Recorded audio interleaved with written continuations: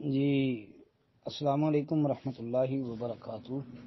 محترم بھائی نے ایک پوسٹ سینڈ کی ہے وضو کے بعد 3 بار سورہ قدر پڑھنے کے فضائل کے نام سے، جس میں سورہ قدر لکھی ہے اور کہا ہے کہ آقا علیہ السلام نے یہ بات بیان فرمائی ہے کہ جو وضو کے بعد 1 مرتبہ سورہ قدر پڑھے تو وہ صدیقین میں سے ہے، اور جو 2 مرتبہ پڑھے وہ شہداء میں سے، اور جو 3 مرتبہ پڑھے تو اللہ عزت و جلال والا اسے میدان محشر میں اپنے انبیاء کے ساتھ رکھے گا۔ یہ بات لکھی اور جمع الجوامع کا حوالہ انہوں نے دیا ہے، تو مطلب بھائی یہ روایت تو ثابت ہی نہیں ہے۔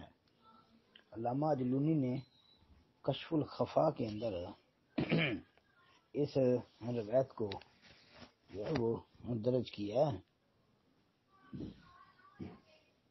اور کہا ہے کہ اس روایت کی کوئی اصل نہیں۔ علامہ جلونی نے کشف الخفا میں یہ روایت درج کی ہے اور کہا ہے کہ یہ بے اثر روایت ہے، یعنی اس کی کوئی اصل نہیں ہے۔ اور شیخ البانی رحمۃ اللہ علیہ نے سلسلہ جسے ضعیفہ کے اندر 1449 نمبر پر اس کو ذکر کیا ہے اور موضوع قرار دیا۔ جی شیخ البانی نے اس کو موضوع قرار دیا، موضوع، یہ روایت موضوع ہے۔